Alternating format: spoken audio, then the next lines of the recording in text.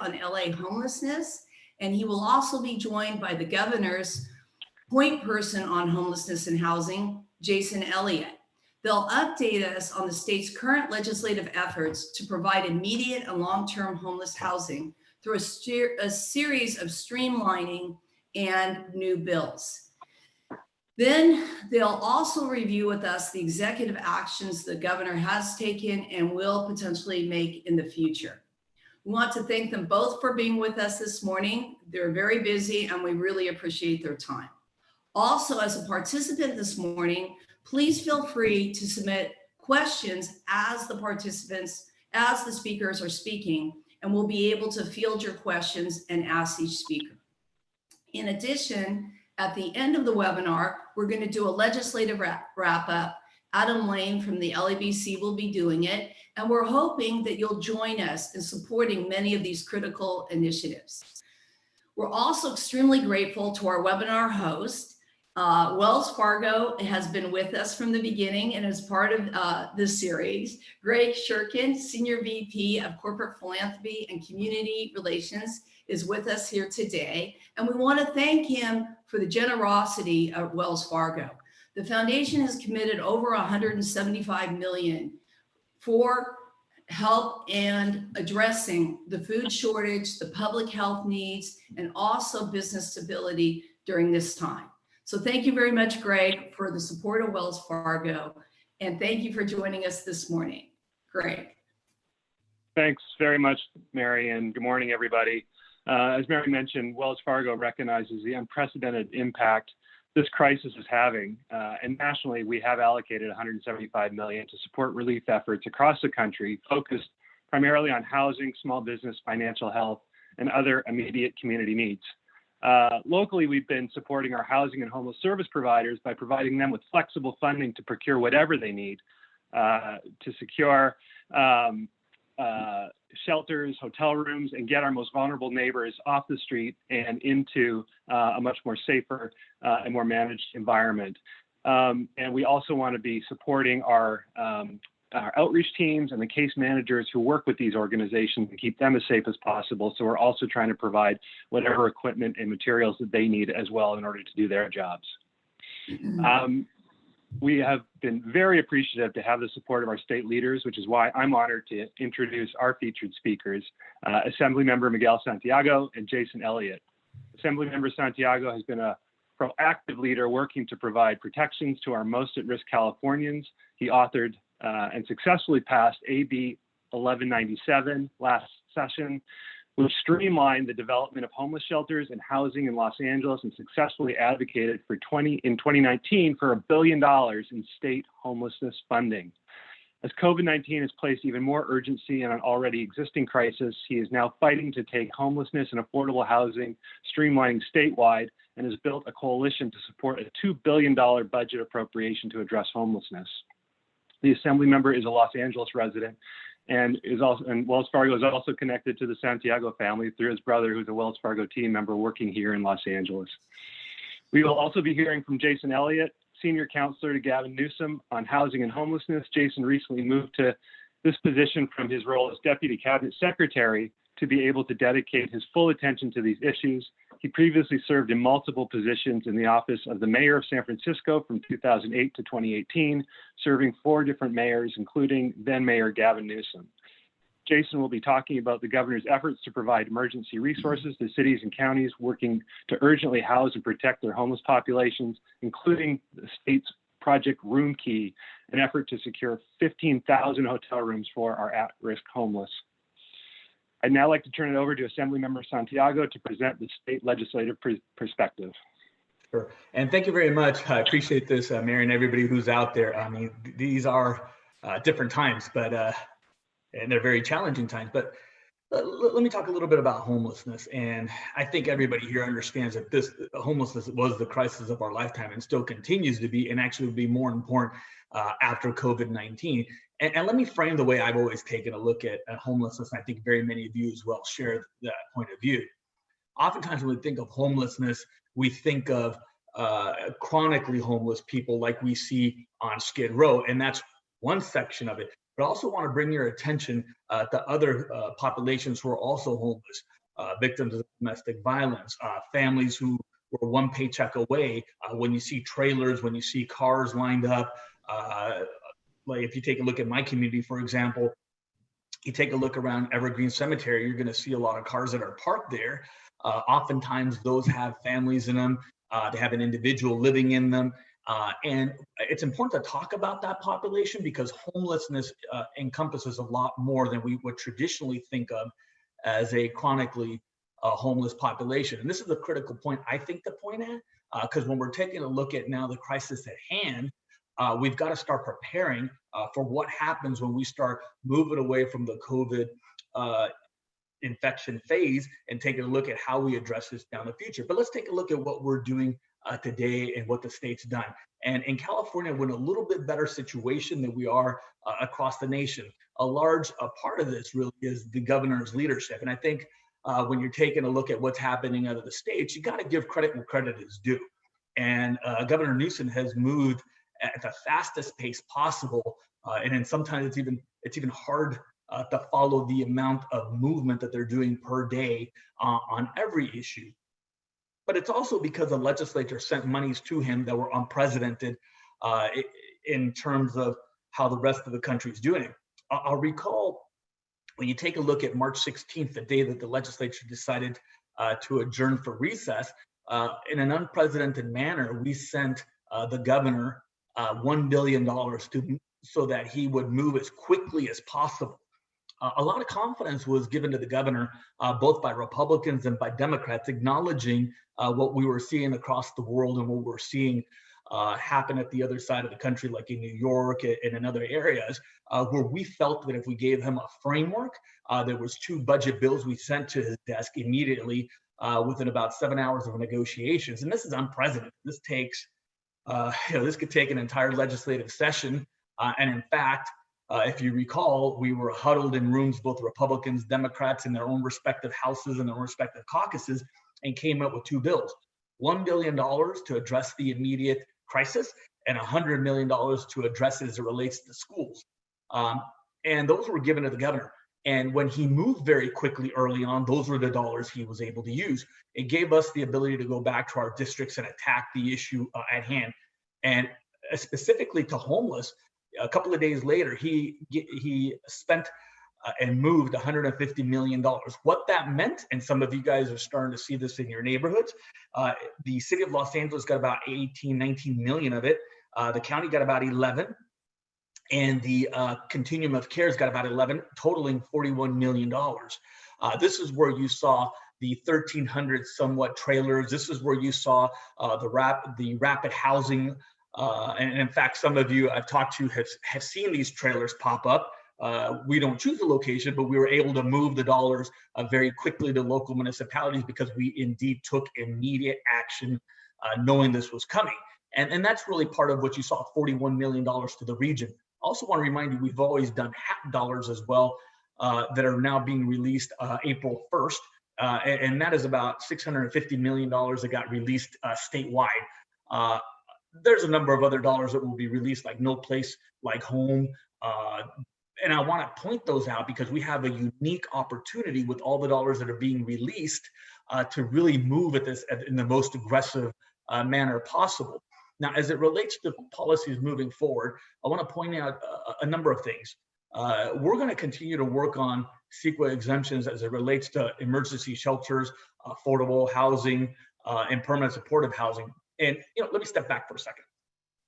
The governor also did something very unique that is telling to the possibilities of what we can do in the future. He, in releasing the early amount of dollars, also said that we could put up emergency shelters doing CEQA exemptions, which was a narrow portion of our bill. But what that tells us, though, is that there's the appetite to be more aggressive and to be more bold during these times, knowing that we've got to set forth in place policies today that will help the economic recovery in the future, but will also help us to do what we've been trying to do all along, affordable housing and address the issue of homelessness.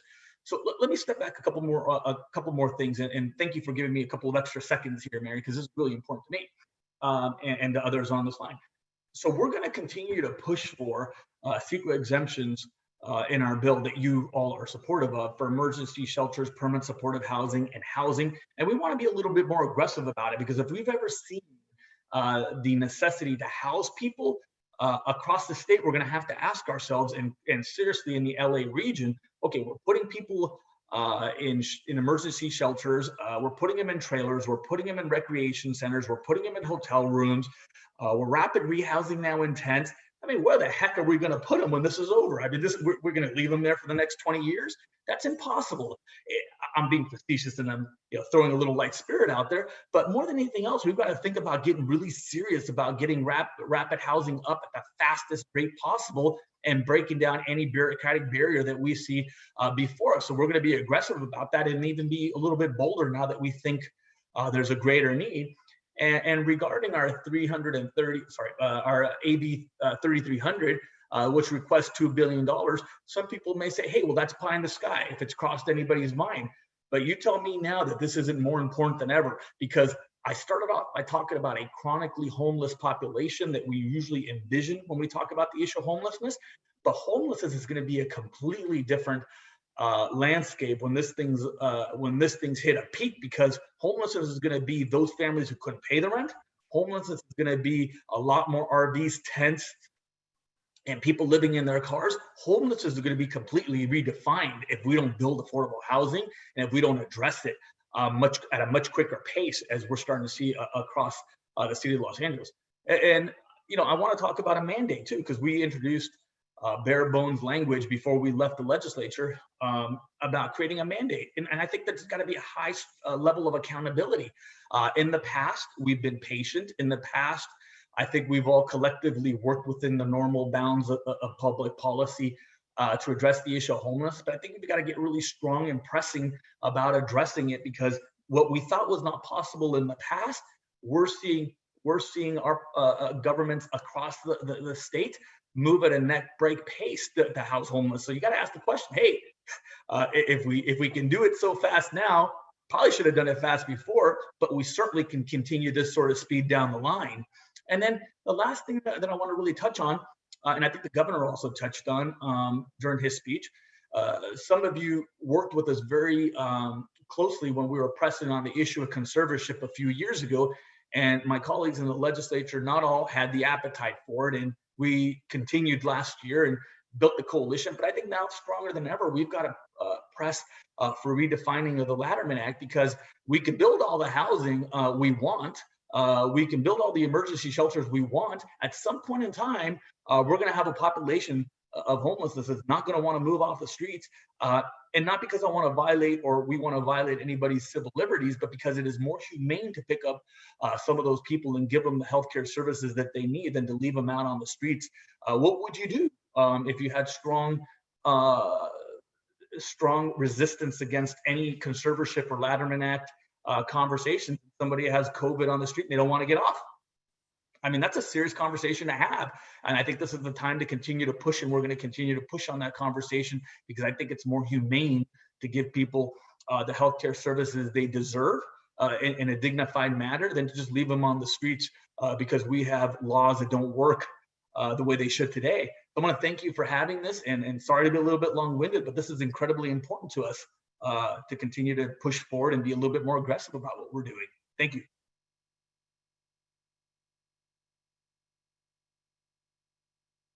Fresh air the last couple of years. And we want to thank you for that. And we're 100%, as you know, because we're helping sponsor and support your bill for the CEQA exemption. And we truly believe that you can't really go far enough with that for both emergency housing and for affordable housing.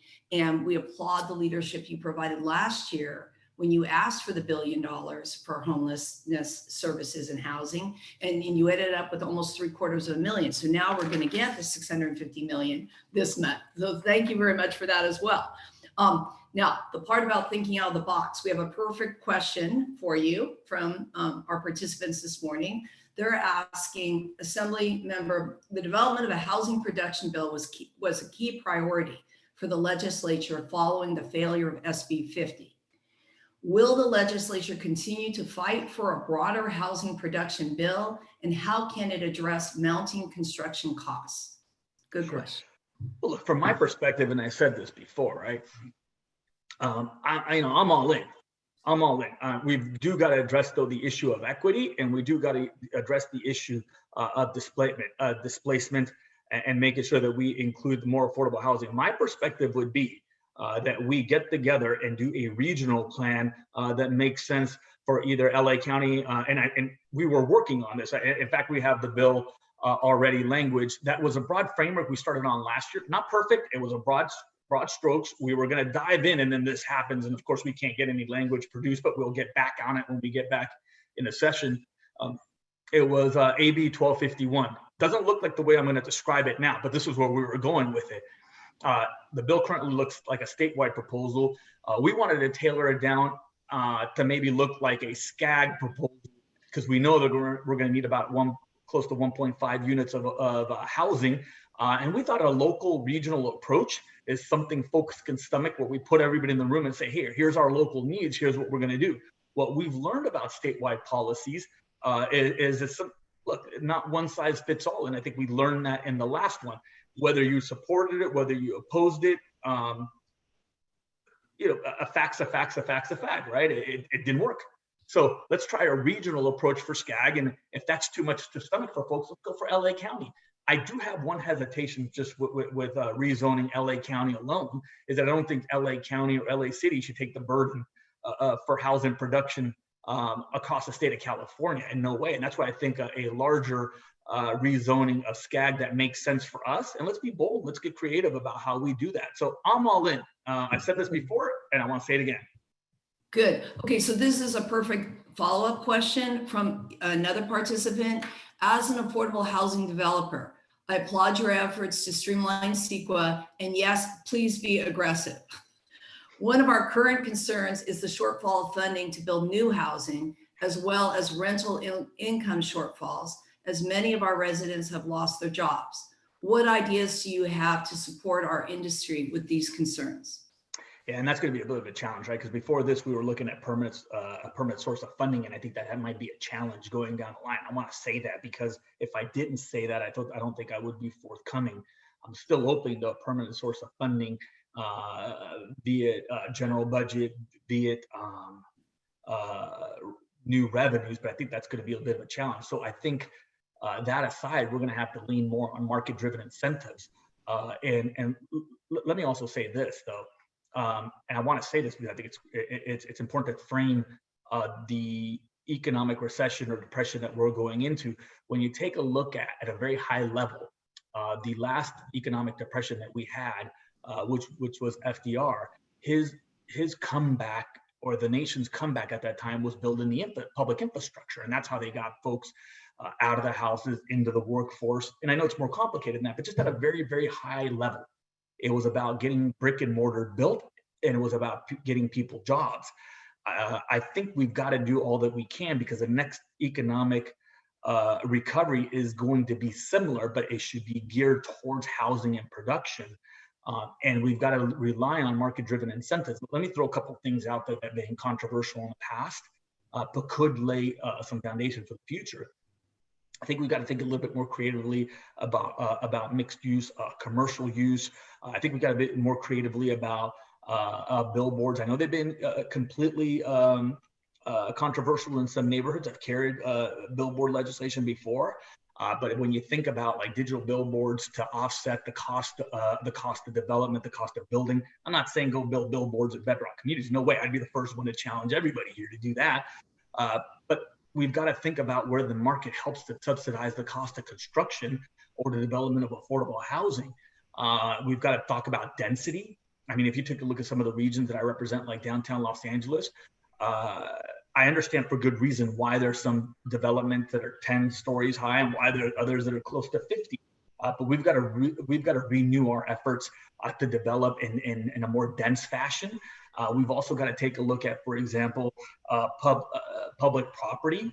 Public property, for example, has not been developed to the way it used to be. And this is the one time the government needs to really step up, because one of the high costs of developing affordable housing, as we all know, is property location. And if you take a look at downtown Los Angeles, you have an EDD building that can be easily transformed. In fact, I believe it's empty. And you've got other city properties, county properties, metro properties. I mean, this is the time to take a look at all municipal state and federal property to develop. I mean, that's just at a high level, but I'm certainly open to any sort of and breaking down all barriers, because we know if something takes 2 years to do, it's going to cost more. You know, it's something interesting. I was in one of Judge Carter's court hearings, the very first one. And some of you all may have read about that. I was a little surprised that a judge had called me to talk about this on March 16th, but he wanted to know how much state monies were given, what sort of policies. I had no idea what I was getting into, but he'd asked that I go to the first one. And one of the interesting things he had mentioned about the Santa Ana model, which I found really innovative. When they were building, he pointed to the fact that if you build and you go back to building in safety over and over and over, well, that's another trip, that's another lengthy process, that's another bureaucratic nightmare. And he said, well, in Santa Ana, what they did is they just put a building and safety person on the site. And so there was no need for going back and forth. There's no need for city hall trips.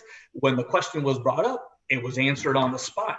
And it took a lot of the bureaucratic processes out. So that's innovative too. And I think what I'm getting at is market-driven incentive, cost reductions, and limiting the amount of time that it costs. Limiting the amount of time to do construction. Thank you.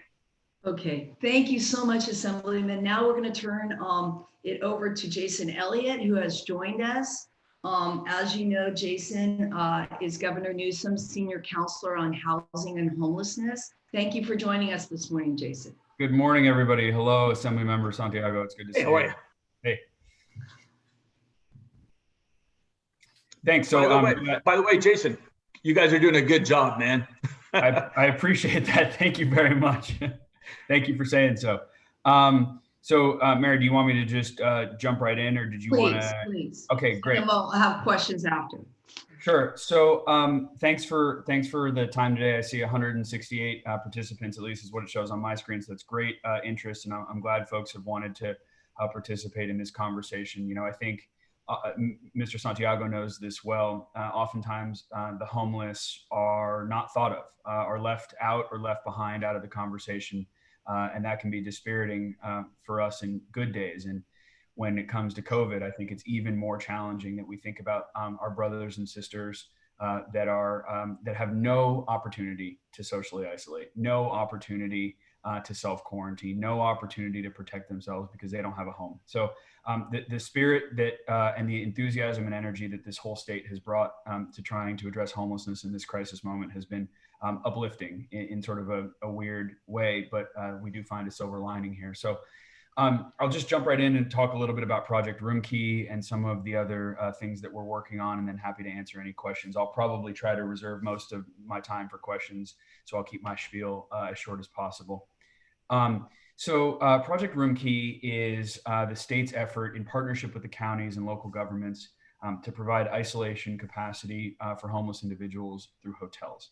Very early on in this crisis, we acknowledged the obvious, which is that congregate shelters and encampments can be places where COVID can spread very rapidly and with very disastrous consequences. Those of you who are familiar with what happened at a major shelter up north in San Francisco called MSC South, they have now more than 90 positives from one shelter. We're hearing very disturbing reports about some spread in Skid Row as of this morning. So we're very worried about these issues. And so early on we said, okay, that's not going to work. So let's figure out what works. And what works and what's medically indicated is isolation capacity, giving homeless folks either who are coming out of the hospital who have COVID, giving them a place to self-isolate. They don't have a home they can go and lock themselves in. And then also providing safe isolation capacity for people who are living in the shelters or in the encampments.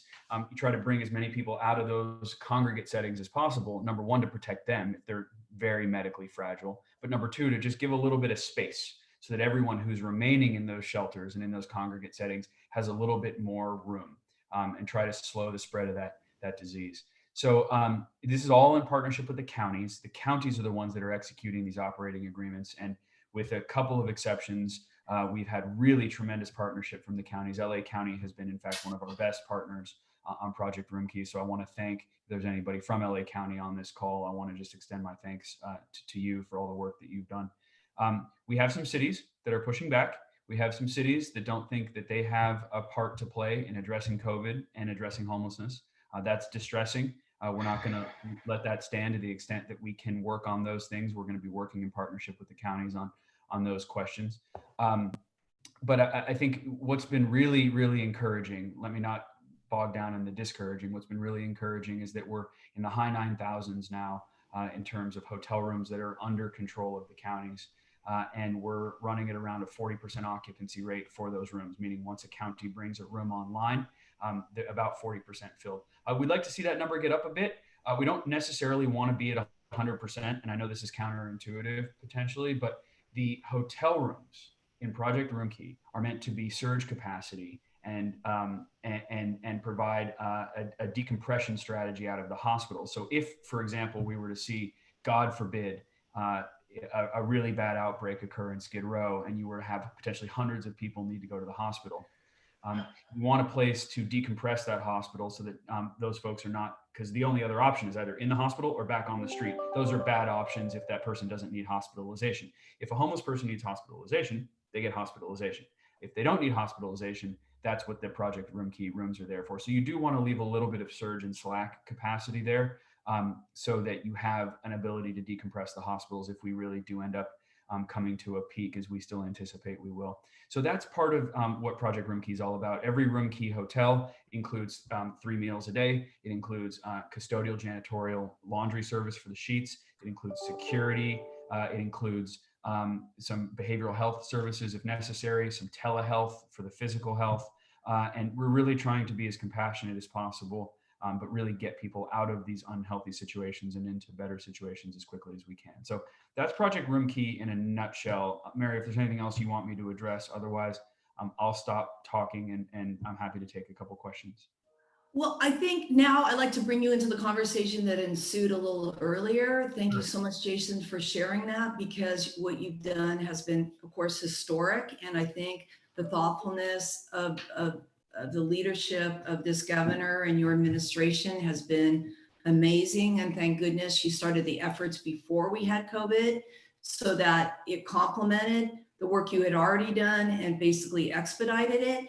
But I think there's a sensitivity in general, and the Assemblyman spoke to it and has continued to speak to the opportunities inherent in doing as much as we can during this emergency to set the tone for the future, right? How are we going to think out of the box? But I also think a lot of people on this webinar right now have similar questions. And the question keeps coming back to, the state is in partnership with the localities. How do we develop a comprehensive long-term strategy and communicate it well to people beyond COVID, now that we're moving 150,000 or some percent of them indoors?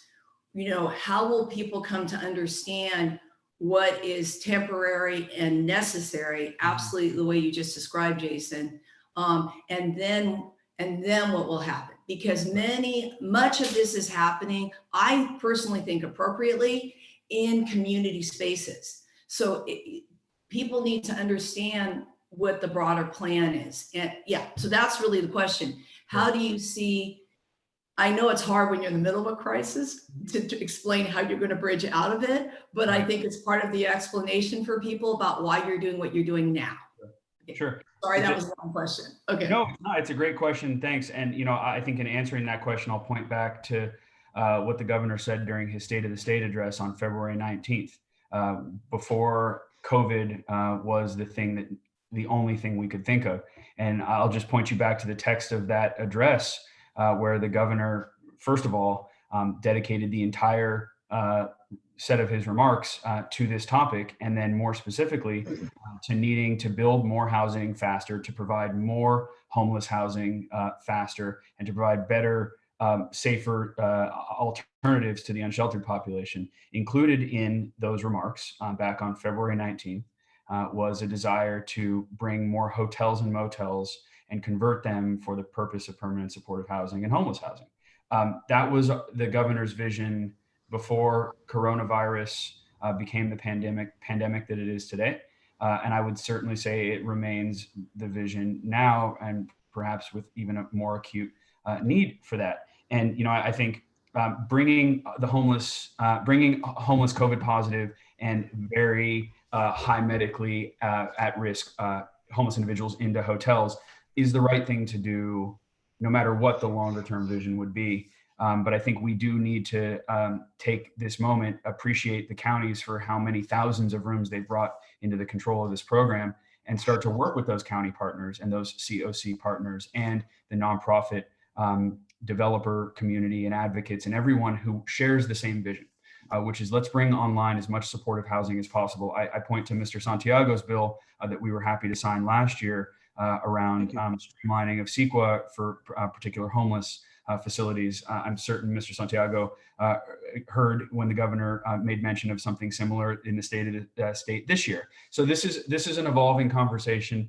Coronavirus certainly provides us with more acuity and focus. I would say many of the people on this call, we've been this focused on this issue for a long time. And I think now the some people in the state who maybe, as I said, didn't see homelessness as the crisis that some of us felt it was, are coming around to understand just how vulnerable this population is and how our humanity demands that we address it with compassion and urgency. So that's a really long way of saying we share the goal. I can't say that we have the full strategy all worked out right now, but we share the goal, and we're hearing from a lot of really smart people in this space about how to transition out of the crisis. Mary, can I ask Jason a quick question? Because I've really appreciated working with your office. Jason, I wonder if just down the line, you're going to answer it today, if there's maybe a redefining of how we see the word homelessness and the homelessness population after COVID. And the only reason I say that is because traditionally, as you know, when people think about homelessness, they think about the chronically homeless population that we see on the skid rows of California. Mm-hmm. After COVID, I think what we're going to see is a homeless population that looks very different, that was pressured into the streets because of economic pressures. And I think that's just kind of a different lens to kind of take a look at it. When you take a look at the Great Depression pictures, and people would have laughed me out of the room if we compared anything in modern history to the Great Depression. But I think we're going to have to when we take a look at the numbers in terms of budget deficits, just to put in the thought box for kicking it around, that we take a look at homelessness a little bit different, because it's going to be families and it's going to be non-traditional peoples who no longer are sheltered. And I like the word you guys use, unsheltered. I think that's the best language to use now.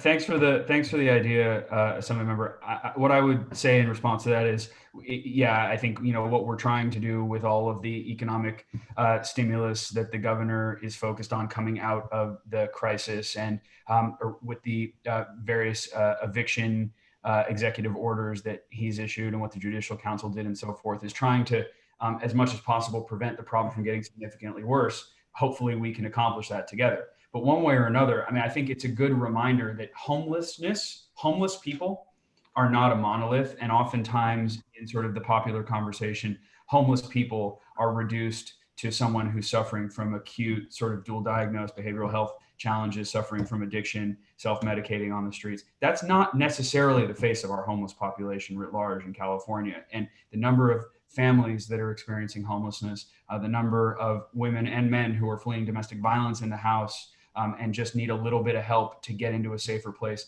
Homelessness, every single homeless person, for those of us who work in this space, I'm telling you something you know already, has an individual story, and that individual story has to be seen and addressed if you want to help resolve that person's homelessness. So I think what you're saying, sir, is a good reminder that homeless people aren't all chronically homeless people. We have people who are falling into homelessness anew, and we as a government and as a society need to step up and make sure we resolve that homelessness as quickly as possible and make that episode of homelessness brief. So Jason, I'd like to come back to the point you made earlier, Project Room Key. One of the questions is how long will that funding be for? When will it terminate? And how can, as architects and engineers, a participant is asking, help move these efforts forward? And then I just like to tag my own question on, is Sure. it possible to start purchasing any of these as well and make them permanent? Sure. So I'll answer that last piece first, which is to Okay. return to the conversation we just had a moment ago, which is how do we structure a ramp out of coronavirus pandemic, but try to create a more sustainable future. So I'll sort of say that was the same answer that I gave a moment ago.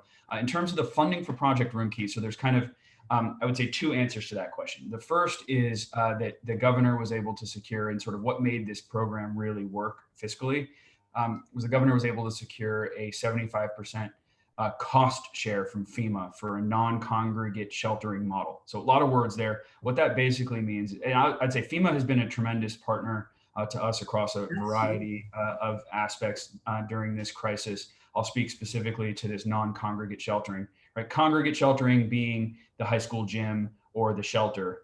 For obvious reasons, we know that that may work after a hurricane or a tornado when you just need to get people inside quickly. And for obvious reasons, it doesn't work during a viral pandemic. So we approached FEMA and said, we have a different idea for how we think we should address this health crisis, specifically for our homeless individuals. FEMA was a great partner. We went back and forth. We were able to secure what now many other states and cities around the country are adopting as well, which is a 75, the sort of traditional FEMA cost share, but on a non-traditional model. So it's the 75% cost share for non-congregate sheltering, which is not something they normally reimburse for during a disaster. But as I said, they've been a great partner. So that means that for every dollar a county spends for the eligible populations, they're going to receive a 75% reimbursement from FEMA, assuming that all of the paperwork is followed and so forth. That leaves counties and locals with a 25% of the program that they need to figure out how to fund.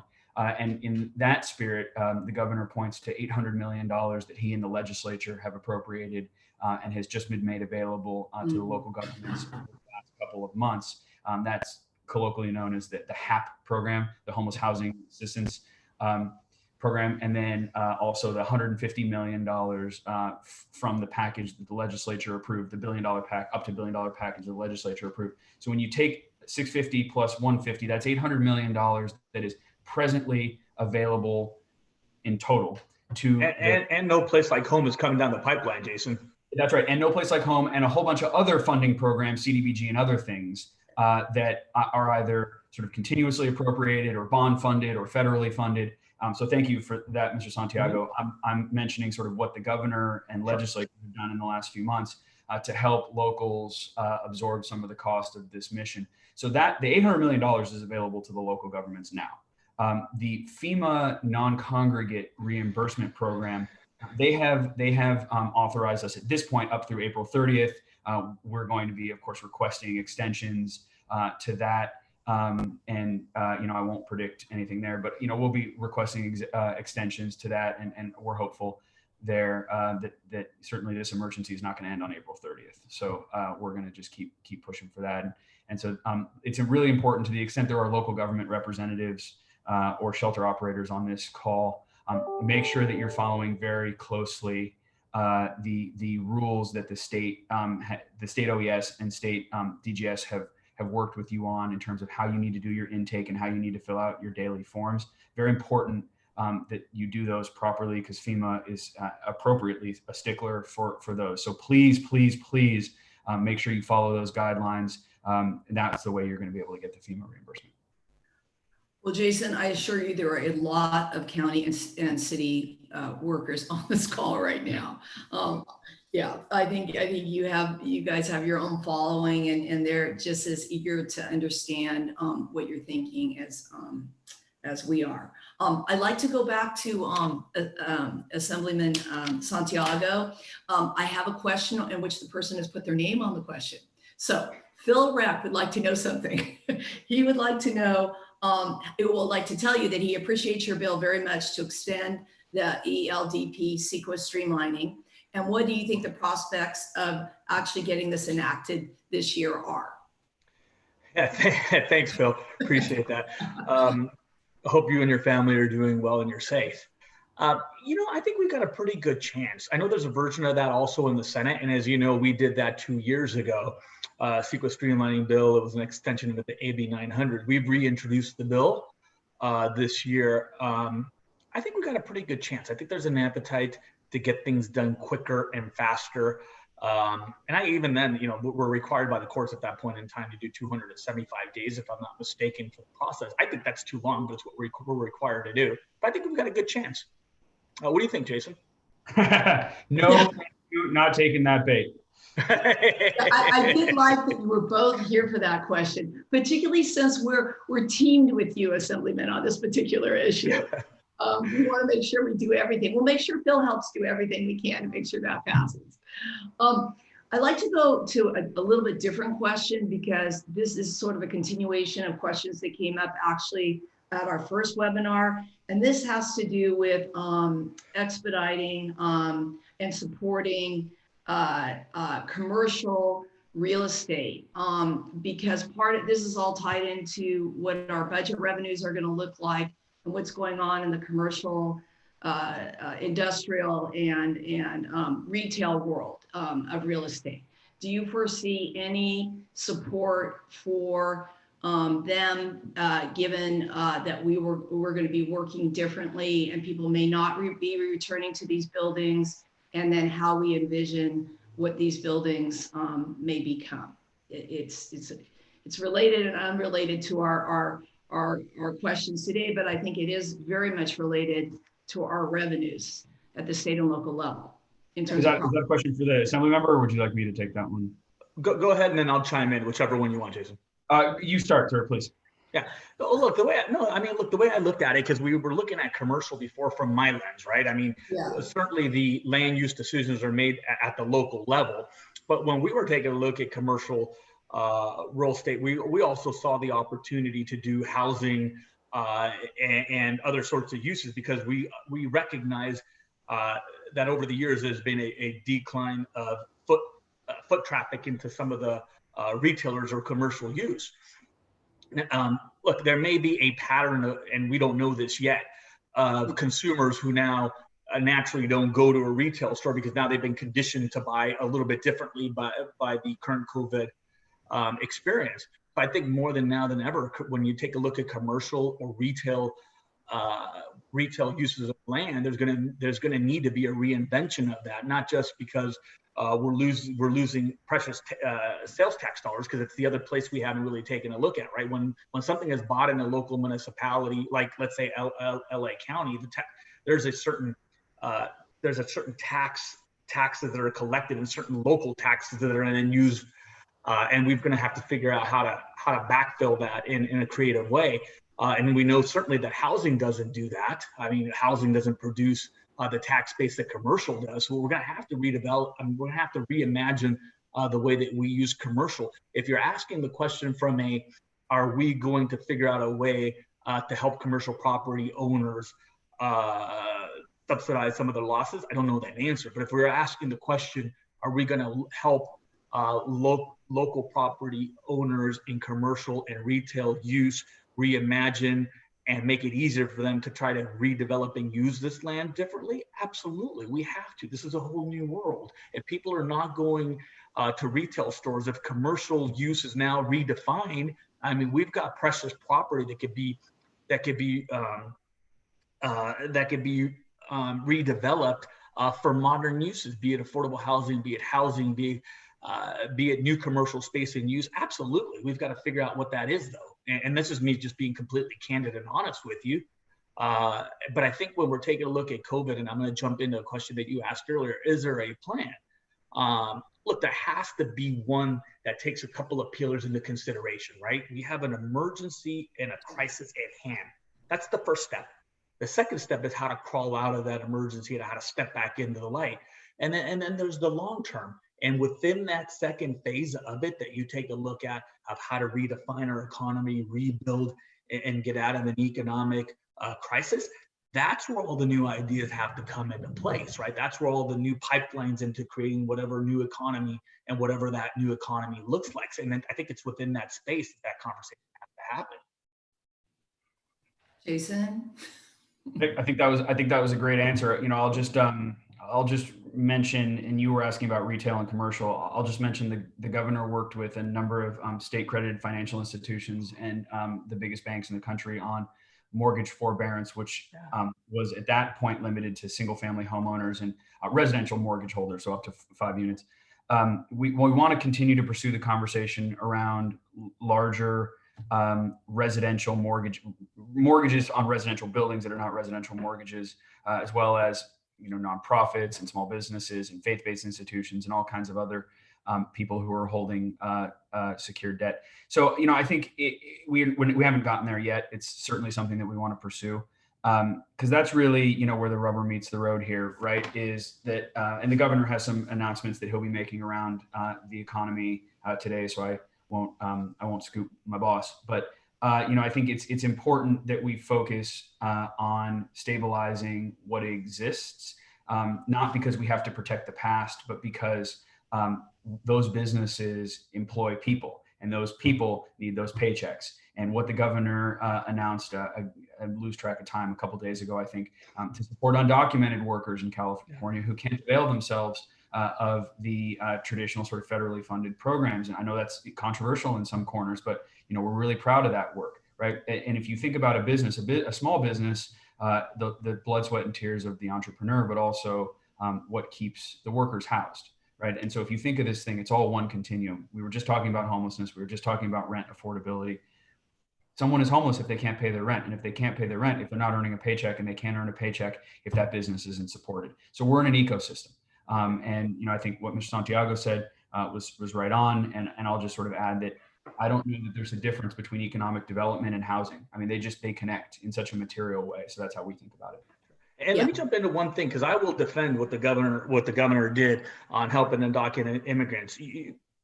I will step in 100% and 150%. What you guys did was the right thing to do, and the governor has showed some incredible leadership during this. Look, there's always going to be people saying you should have done this, you should have done that.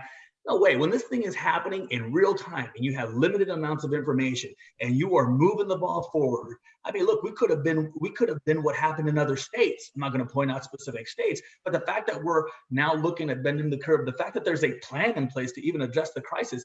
Look, I'm going to be one of those guys who stands up when people start saying an naysaying on the governor, saying, no way, he's provided incredible leadership for this thing, no matter what anybody says. And I'll also, talk about the mayor in Los Angeles. Look, he's provided incredible leadership as well, because this is unprecedented territory. When you take a look at what happened, the economic crash and the ability to move on a dime and do something about it, I mean, you got to give credit where credit is due. But let me say something about undocumented immigrants. When we took a look at the revenue generated every single year, and this is on their income taxes, because they pay them. There is a number out there for the I-10 filers. And Jason, correct me please on this, but I think it's closer to 3.5 billion per year. And I'm going to fact check myself on that number in terms of filing and economic activity.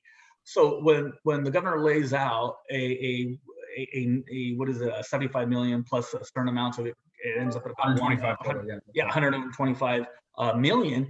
Look, if you want to see an economic boost to the local economy, now we all agree that if you're undocumented, you probably don't have much savings. You're probably on the verge of landing on the streets because you can't pay your bills. You want to get monies in the economic system right away, they're going to have to spend it right away.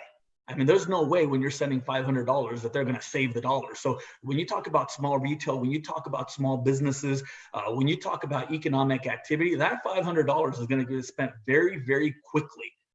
So that it's an immediate injection into the economic system. And that's the way I support it for a variety of other reasons. But even if there would people, and I'm not saying there's people on this line, I know that, but if there was people who didn't support it, it is an immediate injection into the economic system. Because if you're poor and you're undocumented, you're not saving that $500. You're spending it the day you get it. Yeah, I'm glad we're taking a moment to talk about this, because I feel like we would have been remiss to skip over what an amazing job the governor is doing and the legislature is doing. I think we just thank every day, God, every day that we live in the state of California, and particularly in Los Angeles. So to that end, I think maybe the last question would be, we can end on a high note. about, and you put the challenge out to us earlier, Assemblyman, about thinking out of the box. You know, the question I'm seeing here is, how is the state going to take advantage of the emergency declaration to utilize less common construction methods like 3D printing, modular construction, small homes, etc.?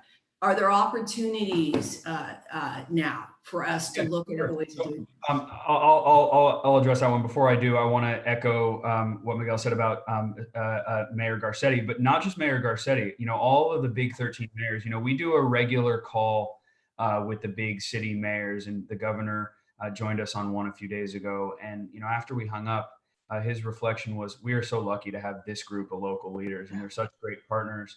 And it's a bipartisan group, by the way. And they're leaning in a moment of leadership and doing what needs to be done in their local communities. So it's just, you know, I think we've been really, really impressed and put at ease by a lot of the local leadership we're seeing from the cities and the counties as well. I mentioned at the beginning of this discussion how proud we are of our county partners on Project Room Key. So there are so many members of county boards of supervisors and social services departments at the counties that are just doing the heroes work on a day-to-day basis and really deserve credit and praise. You know, a lot of it ends up with Governor Newsom because that's sort of the way it works.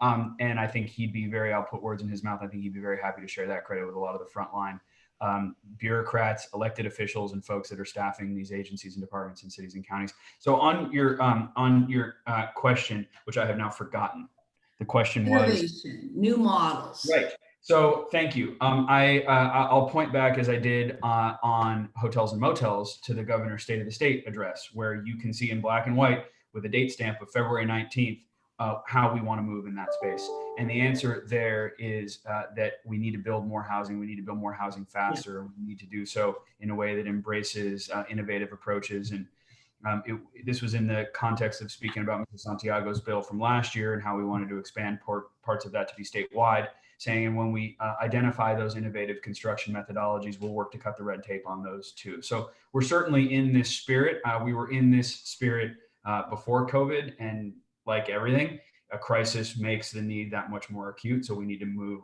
with that much more urgency and acuity. Assemblyman? Yeah, well, look, what I would say is this. Look, I think it's an all hands on deck approach, and with that takes all ideas on the table.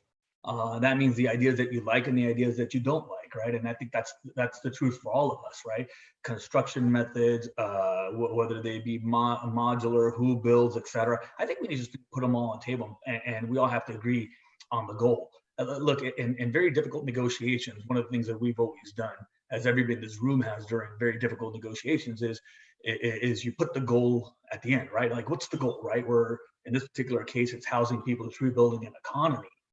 And then you kind of put all the things on the table, and in a crisis, you're forced to say, well, look, here's all the things that are important to people, and here's all the merited reasons why.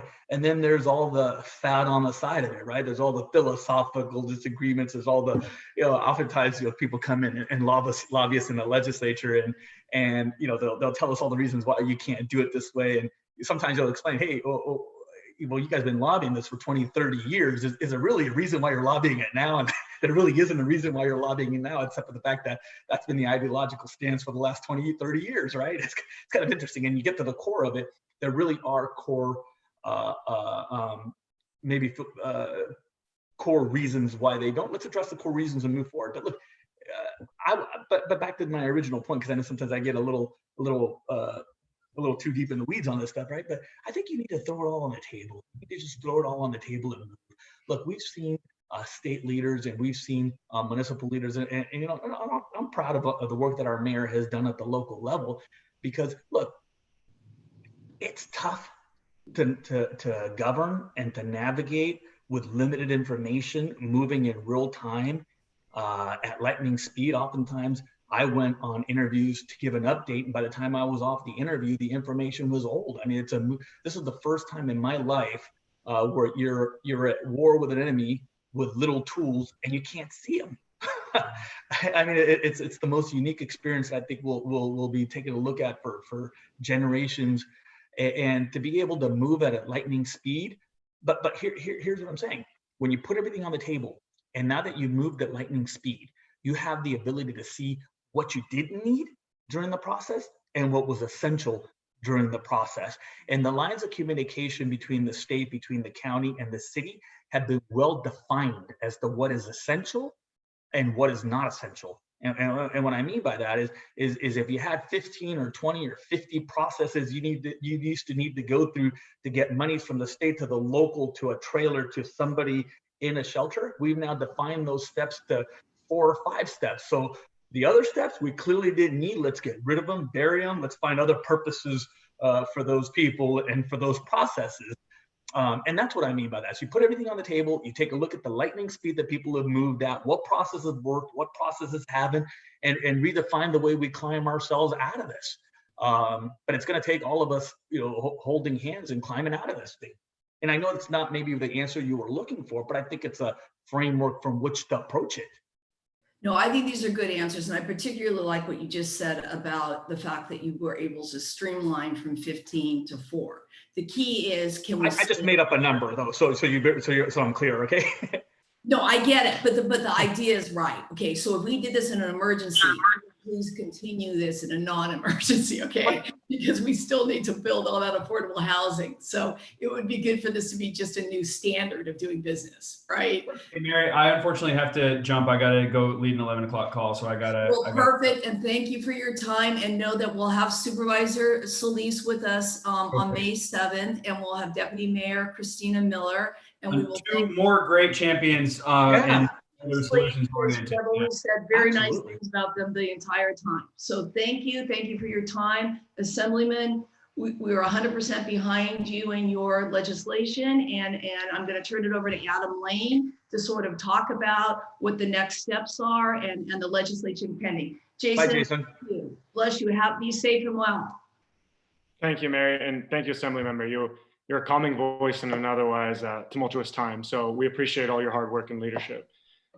Thank you all for joining us. As policies and proposals are being introduced or amended every week, we're working pretty hard to keep our members up to date and our broader audience on legislation that's impacting LA area businesses and our membership specifically, and in the areas of housing, homelessness, sustainability, and economic development. While various levels of government don't have regularly scheduled meetings right now, we're using the time to solidify our relationships and to move a proactive agenda. As Mary discussed, it's so important to have the plan after the crisis. And I think that's what's really going to create a resiliency in our communities.